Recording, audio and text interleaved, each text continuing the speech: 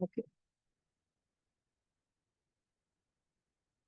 नमस्ते दोस्तों, आप सभी का स्वागत है पीएमसी कतार बुक क्लब में।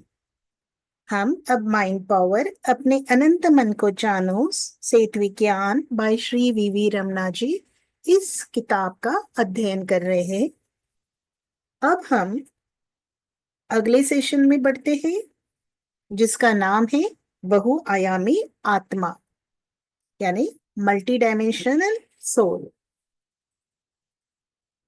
आपने अभी तक आत्मा के बारे में बहुत कम अनुभव किया है। वह निरंतर नदी की तरह बह रही है। चेतना का विकास लगातार बढ़ रहा है। आत्मा और उसकी अनंत शक्ति का संबंध आंतरिक जगत से है। व्यक्तित्व, बाह्य इंद्रियां, आंतरिक जगत, शरीर सब पृथक पृथक कहलाते हैं, परंतु यह सब आत्मा के आंतरिक अंग है। आत्मा सीमाओं को परिभाषित नहीं कर सकती।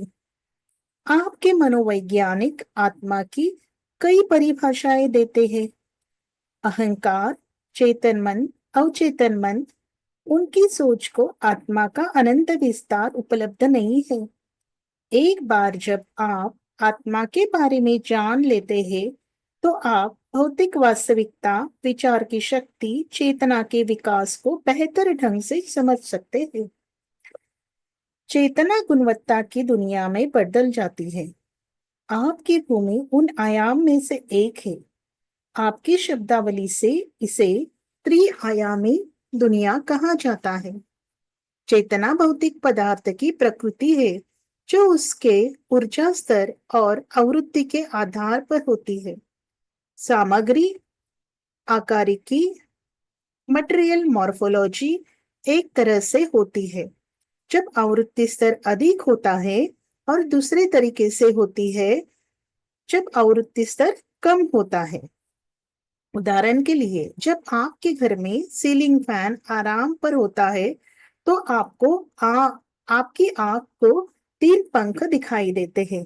जब पंखे की गति क्रमशः एक, दो, तीन, चार और पांच बढ़ा दी जाती है, तो पंखे में पंखों की गिनती करना मुश्किल हो जाता है। पंख केवल उस अनुपात की भावना देने के लिए दिखाए जाते हैं जो खो जाएगा। जैसे जैसे पंखे से उत्पन्न ऊर्जा बढ़ती है, वैसे वैसे इसकी गति और आवृत्ति भी बढ़ती जाती है। उच्च ऊर्जा स्तर वाली दुनिया आपकी आंखों को दिखाई नहीं देती है। उच्च ऊर्जा तल से निम्न ऊर्जा तल को देखा जा सकता है। इस ब्रह्मांड में सभी दुनिया के अलग अलग ऊर्जा स्तर है और सभी विभिन्न आवृत्तियों पर विकसित हो रहे हैं। पृथ्वी सहित पृथ्वी पर रहने वाली प्रजातियां विकसित हो रही हैं। आत्मा के अंश ब्रह्मांड के सभी प्राणियों की चेतना से उत्पन्न होते हैं। आत्मा अपने स्वभाव से समय और दूरी के भौतिक नियमों के अधीन नहीं है। भौतिक नियम आत्मा पर, आंतरिक दुनिया पर लागू नहीं हो सकते। बाहरी कर्म और भौतिक घटनाएं आंतरिक दुनिया के मानस से उत्पन्न होती है। आपकी आंखों को दिखाई देने वाली हर भौतिक घटना आंतरिक दुनिया में एक आंतरिक घटना के रूप में बनने के बाद भौतिक दुनिया यानी बाहरी दुनिया में एक वास्तविक रूप लेती है। भौतिक शरीर, भौतिक वातावरण, भौतिक घटनाएं, इस ब्रह्मांड के सभी जीव भी आंतरिक दुनिया के भीतर से बनाए जा रहे हैं। आप केवल एक भौतिक शरीर नहीं है। आपके शरीर कई रूपों में है और कई जगहों पे विकसित हो रहे हैं। यह आपकी इंद्रियों को दिखाई नहीं देता, क्योंकि यह एक साथ कई जगह पर होता है। अपने अहंकार के कारण आप एक शरीर तक ही सीमित हो। आपकी आत्मा एक शरीर में सिमटी हुई लगती है। आपके मानस यानी आंतरिक दुनिया से लगातार रूप बनाए जा रहे हैं। उदाहरण के लिए, समुद्र तट पर एक खूबसूरत जगह की कल्पना करें। कल्पना कीजिए कि आप वहां घूमते हुए सुखद वातावरण का आनंद ले रहे थे। भावनाओं सहित कई तरह की संवेदनाओं के साथ खुशी से वहां रहने की कल्पना करें। ऐसा मानकर आपके भीतर की दुनिया से विद्युत चुंबकीय तरंगे निकलती है और समुद्र तट पर एक भौतिक रूप दिखाई देता है। इसका आकार आपके शरीर की छवि के समान है। आपके मन से निकलने वाला वह भौतिक रूप दूसरों के लिए अदृश्य है। वैज्ञानिक उपकरण इसे समझ नहीं सकते। आपके मन से निकलने वाली विचार तरंगे शारीरिक रूप से उनकी ऊर्जा और आवृत्ति के अनुसार निर्मित होती है। यह भौतिक रूप ले सकता है। आंतरिक ऊर्जा से निकलने वाली विचार तरंगे भौतिक रूप में परिवर्तित हो जाती है। भीतर की दुनिया से समान रूप लगातार बन रहे हैं। यह प्रक्रिया लगातार विकसित हो रही है। उन भौतिक रूपों का घनत्व भी आपकी आंतरिक ऊर्जा से निकलने वाली विचार तरंगों की ऊर्जा, घनत्व, तीव्रता और आवृत्ति के आधार पर भिन्न होता है। विभिन्न ऊर्जा स्तरों के साथ विचार तरंगों द्वारा निर्मित भौतिक रूप विभिन्न घनत्वों के साथ रूपांतरित होते हैं। इसकी विशिष्टता इस तथ्य में निहित है कि आप उस भौतिक रूप के निर्माता हैं। एक पल के लिए कल्पना कीजिए कि आप दूसरी दुनिया में स्थानांतरित हो गए हैं। आपकी आंतरिक दुनिया से निकलने वाली विचार तरंगे ऊर्जा में परिवर्तित हो जाती है और बाहरी दुनिया की भौतिक स्थितियां आपकी इच्छा के अनुसार बनाई जाती है। आप भौतिक परिस्थितियों और भौतिक घटनाओं के निर्माता है जो आपके जीवन में प्रवेश करते हैं। आपका शरीर, भौतिक शरीर, इस आध्यात्मिक ऊर्जा से बना है। आपके शरीर ने आपकी इच्छा के अनुसार आंतरिक दुनिया से भौतिक दुनिया में वास्तविकता को ले लिया है। पृथ्वी में प्रवेश करने से पहले आपको माता-पिता, भौतिक परिस्थितियों, अनुकूल वातावरण, स्थान और अनुभव को उसी के अनुसार चुनना होगा। आप उन्हें पहले से ही अपनी आंतरिक दुनिया से बना रहे हैं। आपके मानस से निकलने वाला प्रत्येक विचार इस ब्रह्मांड में कहीं ना कहीं एक भौतिक वास्तविकता को खोजता है। वह जिस भौतिक वास्तविकता को प्राप्त करता है वह उसके द्वारा प्राप्त ऊर्जा की तीव्रता पर निर्भर करती है। आपकी आंखें इसकी भौतिक वास्तविकता को देख सकती है या नहीं भी देख सकती है। यदि आप अपने मित्र के बारे में गंभीरता से सोचते हैं और उससे मिलने के लिए दृढ़ है, तो आपकी प्रतिकृति तुरंत उसे दिखाई देगी। उसकी बाह्य इंद्रियां प्रच्छन्न रूप का अनुभव नहीं करती, लेकिन उसकी वृत्ति आपको महसूस कर सकती है। वह जवाब देता है जैसे आप वहां हो। ऐसे अनुभव तब होते हैं जब आप अकेले होते हैं। जब आप अकेले और शांत होते हैं, तो आपके रिश्तेदार और दोस्त झूठे भौतिक रूप लेकर आपके पास आते हैं। इस प्रकार आपकी आंतरिक ऊर्जा से निकलने वाली भौतिक रूप चेतना में विकसित होने लगते हैं। बारिश की बूंदों की तरह आप अपने मानस के साथ भौतिक रूप बनाते चले जाते हो।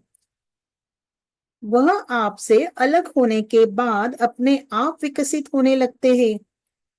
तब वह आप पर बिल्कुल भी निर्भर नहीं रहेंगे। अधिकांश स्वतंत्र रूप से विकासशील चेतना है। वह आपकी दयालुता, आपके सुझावों, आपकी सलाह पर भरोसा नहीं करते। आप भी एक पूर्ण आत्मा से बने हैं। उस पूरी आत्मा से आत्मा के कई टुकड़े बन रहे हैं। आप उनमें से सिर्फ एक है। एक बार पूर्णात्मा से अलग हो जाने के बाद अब पूर्णात्मा पर भरोसा करने की आवश्यकता नहीं है। आप जो पूरी आत्मा से बने हैं बहुत स्वतंत्र रूप से विकसित हो रहे हैं। आप उसके पालतू कुत्ते की तरह नहीं रहते। आपसे निकलने वाली सभी भौतिक रूप इस ब्रह्मांड में और अन्य आयामों में भी जारी है। आयामों का चयन उनकी ऊर्जा स्तर के अनुसार किया जाता है। यहाँ समतल या आयाम का अर्थ है संसार। आपकी भूमि एक मैदान है। इस ब्रह्मांड में लाखों स्तर है। पूर्णात्मा और सभी आत्माएं जो इसके मानस से लगातार उत्पन्न हो रही है, मैं कहलाती है। आप केवल शरीर नहीं हो जब आपके विचार और आपके विचारों की रचना सभी एक साथ हो जाते हैं, तो आप पूरे दिल से मैं बन जाते हैं। मैं मैं संपूर्ण आत्मा प्लस आपके विचारों की रचना समाहित है। खुद को जानिए, यानी आपको न केवल शरीर बल्कि संपूर्ण आत्मा प्लस आपके विचारों की रचना को जानना होगा। संपूर्ण आत्मा लगातार विकसित हो रही है। इसके जो पार्ट और सीक्वल बने हैं वह लगातार विकसित हो रहे हैं। पूर्णात्मा और उसके द्वारा निर्मित आत्मा के अंश सामूहिक रूप से चेतना में विकसित होते हैं। इसे एक अच्छे उदाहरण के साथ नोट करें। कल्पना कीजिए कि सिटी बैंक की मुख्यालय न्यूयॉर्क में है। इसकी शाखाएं दुनिया भर के शहरों में फैली हुई है। हर शाखा स्वतंत्र रूप से विकसित होती है। भले ही आपका खाता किसी विशेष शाखा में हो, उस विभाग का विकास अन्य विभागों या प्रधान कार्यालय द्वारा बाधित नहीं होगा। वह शाखा अपने विकास को पसंदीदा तरीके से स्वतंत्र रूप से प्राप्त कर सकती है। वह स्वतंत्र रूप से अपनी गतिविधियों को अंजाम दे सकती है।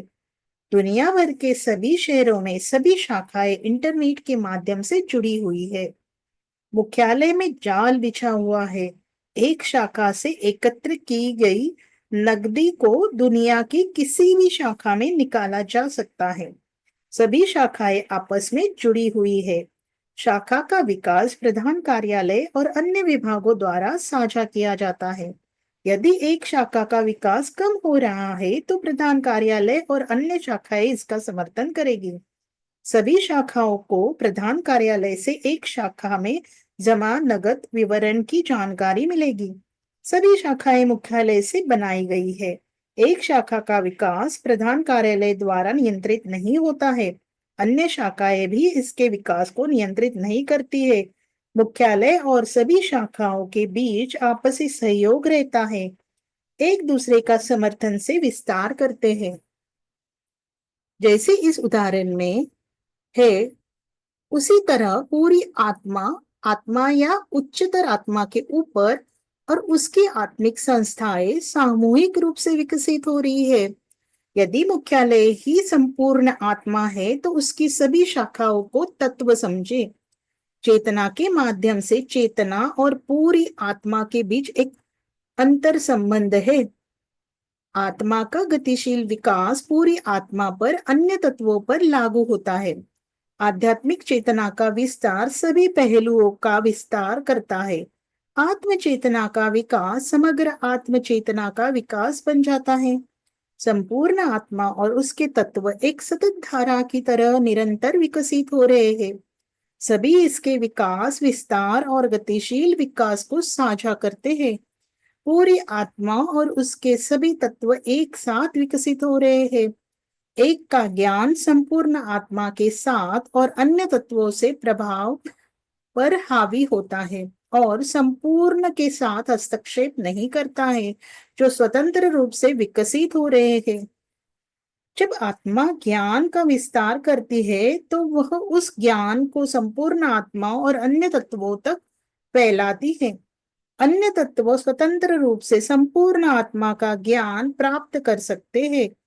गणना करें कि सब कुछ एक दूसरे से कैसे संबंधित है। सभी तत्वों का व्यक्तिगत विकास और पूर्णात्मा सभी व्यक्तिगत प्रगति को मिलाकर अपनी प्रगति प्राप्त करती है। आत्मा के टुकड़े यानी तत्व जो पूरी आत्मा से बने हैं, इस ब्रह्मांड में कई लोगों में मौजूद है। यह कैसी प्रगति है? संबंधित दुनिया में तत्व संबंधित स्थितियों के अनुसार चेतना में विकसित होते हैं। अब भौतिक शरीर को पृथ्वी के त्रिआयामी तल पर ले जाकर चेतना विकसित कर रहे हैं। अब वह आत्मा है जो पूर्णात्मा से बहती है। इन सभी आत्माओं की उत्पत्ति मूल चेतना से हुई है, वह जो ब्रह्मांड में व्याप्त है। यह ब्रह्मांड कई रूपों में है। चेतना फैल रही है। तारे, सूर्य, ग्रह, महासागर, अपने अपने लोक में रहने वाले सभी जीव इसी आत्म चेतना में विभाजित और विकसित होते हैं। मूल चेतना से सभी आत्माओं से आत्माओं तक आने वाली सभी आत्माओं की यह महान धारा फिर से इसी तरह चलती है। यह तत्व संपूर्ण आत्माओं में विकसित होते हैं। वह परिपक्व आत्माएं फिर से तत्व रचती रहती है। यह कोई ऐसी प्रक्रिया नहीं है जो हमेशा के लिए रुक जाएगी। आपकी आंतरिक ऊर्जा से निकलने वाली विचार तरंगे इस ब्रह्मांड में किसी एक दुनिया में से एक में रूप लेती है और ऊर्जा की तीव्रता के अनुसार विकसित होती है। आप अनंत काल से गतिशील रूप से विकास कर रहे हैं। आपके विचार अनंत काल के लिए तरंगों से भौतिक रूप बन जाते हैं। विचार तरंगे अब भौतिक रूप बन रही है, पहले से ही बनाए जा रहे हैं। यह रचना असंगत है। वह भौतिक रूप संसार की परिस्थितियों के अनुसार है। जो ऊर्जा है वह चेतना है। वह आपकी भौतिक आंखों को दिखाई दे सकते हैं। सभी चेतना से जो कुछ भी है, सभी आत्माओं से उनके फिर से रचना जारी रखनी है। ब्रह्मांड में यह सभी एक दूसरे के साथ ज्ञान, ऊर्जा और अनुभव साझा करके चेतना के नेट के माध्यम से विकसित हो रहे हैं। यह सृष्टि कब शुरू हुई? यह कितनी दिशाओं में फैला है? यह सृष्टि कितने साल तक चलेगी? कई सवाल आपको सताते हैं। क्या यह सृष्टि अनंत काल से शुरू हुई थी, अनंत काल तक रहेगी? संपीड़न और विस्तार, कंप्रेशन और एक्सप्रेशन। लेकिन बसंत अभी बाकी है। इसने अपनी पहचान नहीं खोई है। इस ब्रह्मांड के भीतर मूल चेतना लगातार संकुचन और विस्तार के दौर से गुजर रही है। अन्विक चेतना, वह सब कुछ या ईश्वर, कई रूप लेती है और उन्हें फिर से नष्ट कर देती है और पुनर्जन्म के माध्यम से अन्य रूपों में विकसित होती है। यह एक सतत प्रक्रिया है जिसमें आत्मा तारा, ग्रह, मनुष्य, पशु, वृक्ष, कीट, मछली के रूप में अपना रूप चुन सकती है। पृथ्वी पर आत्मा को खंडित करने वाले सभी रूपों को आपकी बुद्धि नहीं समझती है। आत्मा का टुकड़ा एक इलेक्ट्रॉन या परमाणु का रूप ले सकता है। आप अन्य दुनिया, अन्य आयामों, आत्मा के रूपों को नहीं समझते हैं। इसका मतलब केवल आपकी आंतरिक दुनिया हो सकता है। संपूर्ण आत्मा और तत्वों के बीच निरंतर संचार होता है। यह आपकी इंद्रियों के लिए स्पष्ट है। आत्मा कभी स्थिर नहीं होती। आत्माएं अपनी आंतरिक दुनिया के माध्यम से चेतना की ऊर्जा से जुड़ी होती है, जिसका अर्थ है निरंतर विकास। जब आप अकेले होते हैं तो आपका अंतर्ज्ञान जानता है कि कौन से रूप प्रकट होते हैं और आप कौन सी आवाज सुनते हैं। यह एक ऐसी चीज है जिसे ज्यादातर लोगों को अनुभव करना पड़ता है। आपको अपने शरीर और अपनी आत्मा के बारे में बहुत कुछ जानने की जरूरत है। आप सोचते हैं कि मैं केवल यह शरीर हूँ, यह अहंकार हूँ, तो आप कई सीमाओं में हैं। जैसे आप समुद्र में पानी की कुछ बूंदे लेते हैं और सोचते हैं कि यह सर्वशक्तिमान है। आप जिस शरीर के साथ है वह सोचता है कि आप ही एकमात्र आत्मा है। संपूर्ण आत्मा को एक व्यक्तित्व से नहीं बल्कि एक शरीर द्वारा परिभाषित किया जा सकता है। संपूर्ण आत्मा को परिभाषित करने के लिए मूल चेतना से संपूर्ण आत्मा तक, संपूर्ण आत्मा से तत्वों तक, तत्वों से पुनर्जन्म तत्वों तक, इस सभी शाश्वत विकास को समावेशी रूप से परिभाषित करना होगा। प्रत्येक आत्मा को एक शरीर, एक व्यक्तित्व के रूप में परिभाषित करना संभव नहीं है। संपूर्ण आत्मा से आत्मा की रचना, आत्मा से निरंतर उत्पन्न होने वाले विचारों का लयबद्ध रूप, साथ ही आत्मा से उत्पन्न होने वाले अन्य तत्व, सभी को एक साथ परिभाषित करना होगा। आत्मा केवल एक शरीर के लिए है। इसे सीमित के रूप में परिभाषित करना सही नहीं है। इस शरीर को लेने से पहले, यह शरीर विलुप्त होने के बाद भी यह आत्मा बढ़ती रहती है। तीव्र ऊर्जा की विचार तरंगे त्रिआयामी समधरातल, थ्री डायमेंशनल प्लेन में वास्तविकता को मूर्त रूप देती है। वह कितनी जल्दी वास्तविकता को समझ लेते हैं, यह इस बात पर निर्भर करता है कि विचारों की शक्ति कितनी प्रबल है। कमजोर विचार तरंगे अपनी शक्ति के अनुसार अन्य आयामों में सीखने से विकसित होती है। आपने जिन्होंने शरीर को मानव रूप में लिया है, उन्हें आत्मा को जानने का संकल्प लेना चाहिए, जो शरीर और व्यक्तित्व तक ही सीमित नहीं है, बल्कि सभी दिशाओं में फैली हुई है। चेतना की धाराएं आत्मा के विभिन्न भागों में विभिन्न स्तरों पर प्रवाहित होती है। प्रत्येक आत्मा के टुकड़े के लिए ऊर्जा धाराएं अद्वितीय हैं। यह महान चेतना का प्रवाह है जो इस इन सभी धाराओं का समाहित करता है। जैसे ही बच्चा सभी लहरों को जोड़ने वाली महान नदी बन जाता है और सभी महान नदियों को जोड़ने वाला सागर अति चेतन प्रवाह अलग अलग डिग्री के आत्मा टुकड़ों के सभी गतिशील विकास को जोड़ता है, यह सारा ब्रह्मांड महान चेतना की धारा है। सब एक दूसरे से जुड़े हुए हैं। आप उन महान बाढ़ में बह जाने वाले नहीं हैं। आपकी विशेष उपस्थिति सदैव बनी रहेगी। इस दुनिया में कुछ भी आपके व्यक्तित्व, आपके इरादों, आपकी गतिशीलता को बाधित करने की शक्ति नहीं रखता है। आपकी आंतरिक दुनिया यह सारी जानकारी जानती है। अहंकार से मुक्त होकर आप यह सब सुनते हैं तो आश्चर्य होता है। अहंकार केवल उस ज्ञान में विश्वास करता है जिसे वह जानता है। यह उस अनंत ज्ञान पर निर्भर नहीं है जो इससे परे है। बहुआयामी आत्मा के बारे में जानने से पहले मैं आपको ईश्वर की अवधारणा के बारे में बता दूं। यह ब्रह्मांड अनंत है। ब्रह्मांड में लाखों आकाश गंगाएं हैं। प्रत्येक आकाश गंगा में अरबों तारे हैं। प्रत्येक तारे को सूर्य माना गया है। सूर्य उसकी परिक्रमा करने वाले ग्रह और ग्रहों की एक साथ परिक्रमा करने वाले उपग्रह सौर मंडल कहलाते हैं। इस ब्रह्मांड में सैकड़ों सौर मंडल है। यह ब्रह्मांड कालातीत है। मनुष्य की बुद्धि को कुछ नहीं पता। इस ब्रह्मांड में अलग अलग लोग हैं। प्रत्येक दुनिया एक निश्चित आवृत्ति स्तर पर गतिशीलता से भरी होती है। इस दुनिया में सभी जीवित प्राणी चेतना के उस स्तर पर विकसित हो रहे हैं और उस दुनिया के उच्च ऊर्जा स्तर को बढ़ा रहे हैं। एक दुनिया को एक स्तर के रूप में माना जाता है। एक दुनिया एक स्तर है और दूसरी दुनिया एक और स्तर है।